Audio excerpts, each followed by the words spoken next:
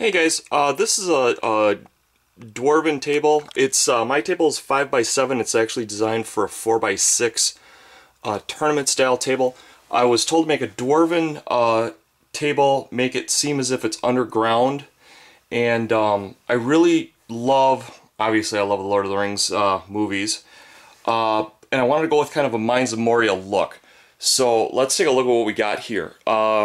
I'm not even sure how many pieces of individual scenery we've got. He wanted it to appear as if it was underground. So what I did was I made these stone cap pieces. Now these can be taken off, but the rough stone look makes it look like it's supporting or alluding to supporting a stone ceiling, because it's got the same rough stone look as the rough stone hills. And it also features what I call decal type cuts. Now a decal type cut is simply thinly cut, you can actually see it there, thinly cut pieces that are overlaid, and they give you a really nice look. Now because I don't play Warhammer, do a little ramble here. Because I don't play Warhammer Fantasy and 40K, it makes it a little bit difficult because I'm an old D&Der, so I always go with way more terrain than what's typically used on a table. And so, but since this is going to be like a tournament kind of thing, I threw a question out to the community and finally got a really good answer. I guess it's 4 pieces of terrain plus a d6.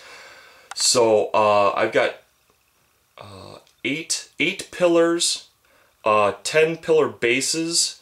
So if you wanted to have like extra tall pillars or something, you could put the 2 extra on there. I also had the caps could function. I'll go back to here. I also had the caps so that the caps could function as well for an elevated point, such as you know, a certain group has to come off a certain corner edge, you know, miners or what have you.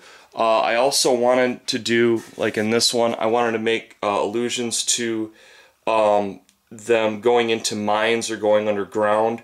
So I went with the kind of blocky cut look and went with a couple of doors. I went with one here, one there. Another thing, I kind of set up the pillars so they could be put in sets of pairs to make it look a little more dense. Or the other thing you can also do is you could have it where a pillar kind of fell down, and this could even function as rubble underneath. And you've got a quite extensive area that people can't pass through. So even one pillar by itself can really cut off a large section of movement. And when you're moving in formation, it's it's a nightmare to get around, to say the least.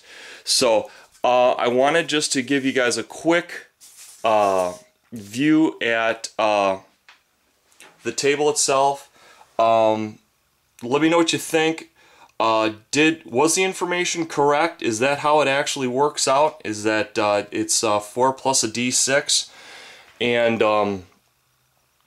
just generally, what do you think? I've got like just the ornate decks. You know, these could be considered like you know, sacred anvil forge altars or what have you. And I didn't want to cut off a certain point on it in case they wanted to just be freestanding. So I made these stairs, and again I went with the decal look, and I wanted it to kind of utilize the same kind of thematic element as there.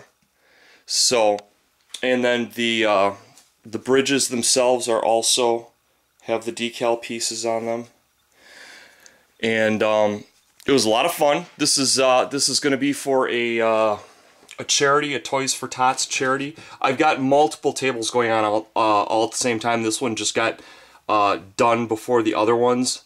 So, and with Thanksgiving coming up, I'm going to have a bunch of days off. It just worked out that way, so you guys are going to see a lot of stuff happening. But basically, let me know what you think.